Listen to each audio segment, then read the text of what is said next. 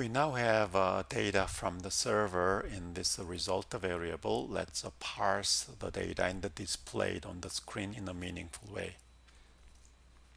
First, we have a warning from Android Studio says that replace if with Elvis operator.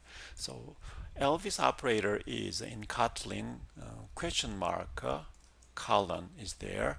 So this looks like a ternary operator in Java and C++, but it's quite different. What it does is that before this Elvis operator give us something there, and if this one becomes a null, do something is on the right hand side, break.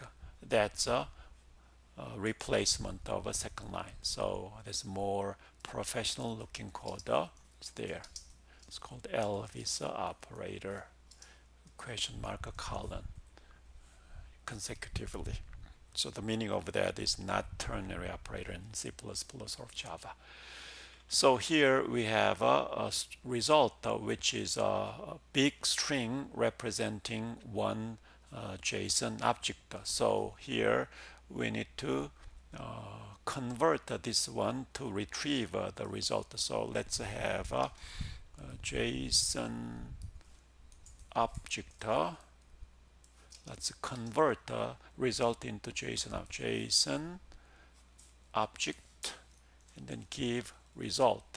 Then the string is now converted in JSON object.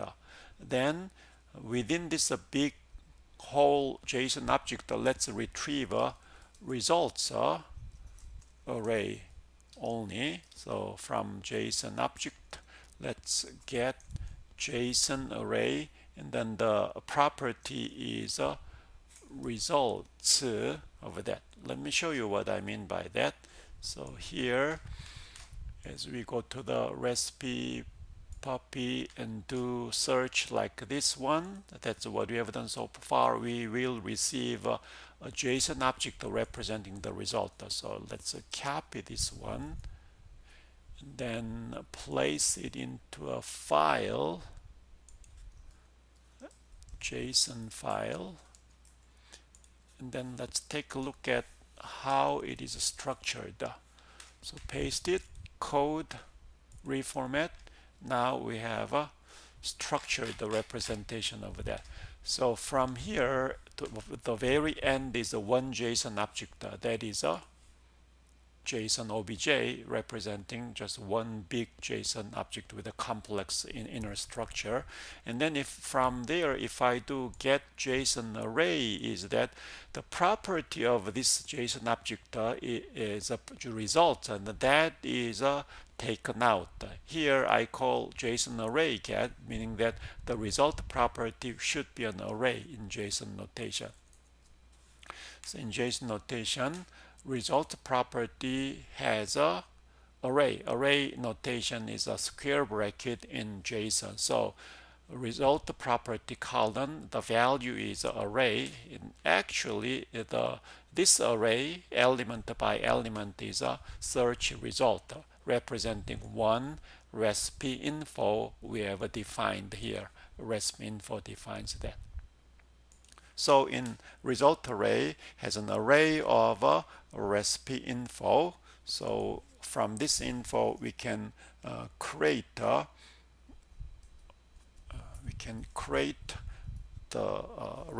recipe info array. So here we have prepared the recipe info list. So let's first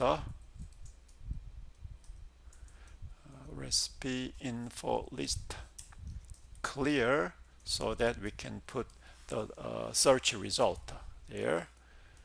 Then what you do is have a loop I in 0 through result array dot length.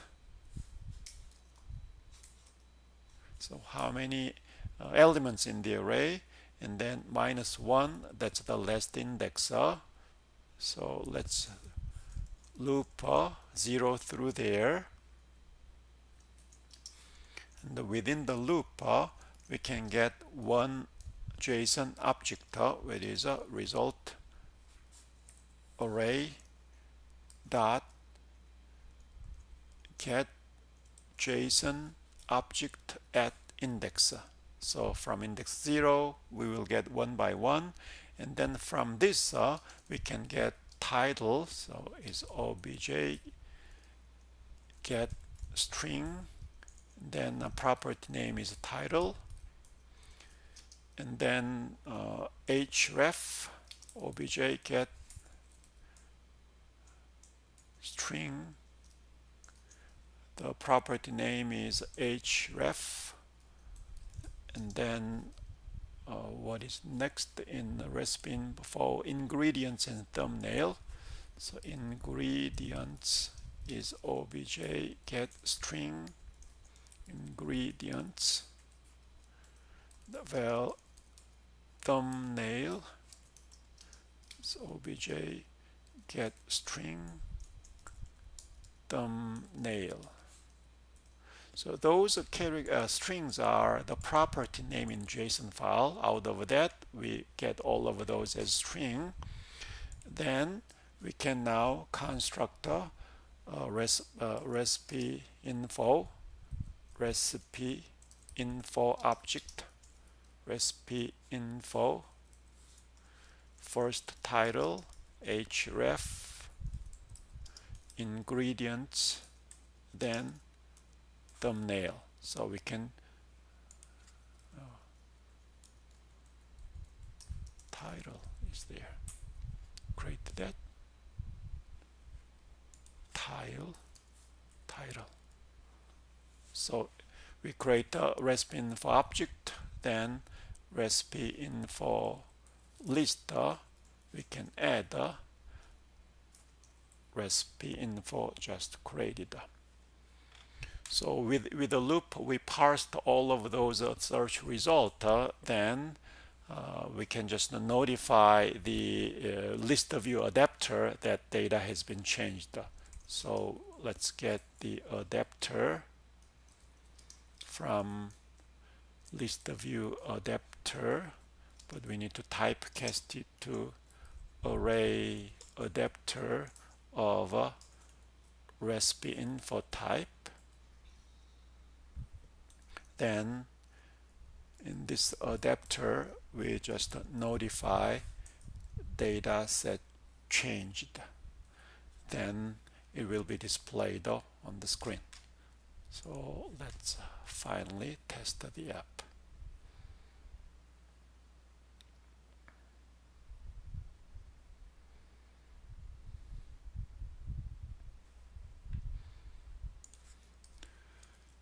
Basil, tomato, and then soup search.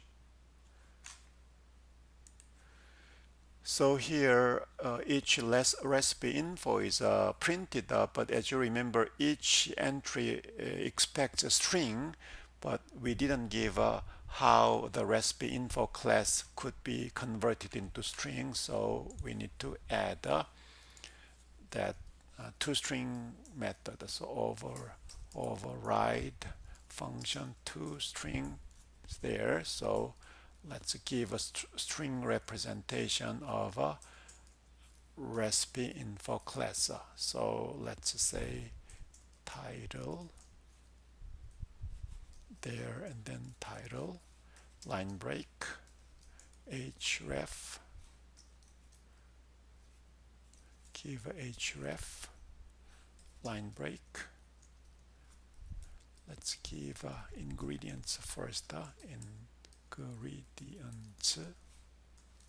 ingredients, line break, and then finally thumbnail,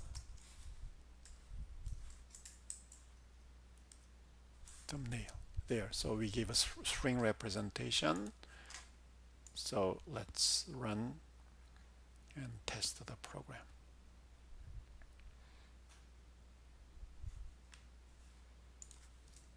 Basil, tomato,